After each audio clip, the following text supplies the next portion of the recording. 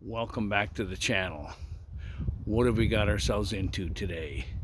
Well, if we look, there's a bit of snow on the ground, and we're going to take a little look at the garage behind us. And oh, there's a boat in there. Let's see what we did to the boat to store it for the winter. So let's go for a little walk. It is a little chilly. It's -7 degrees Celsius today.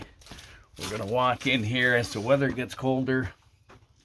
The little critters want to get into the boat, the mice and the squirrels, the little red squirrels. So how do we keep them out of the boat? We use some dryer sheets. So let's take a little look and see if we can see in here. Oh yeah, you can see some dryer sheets on the floor.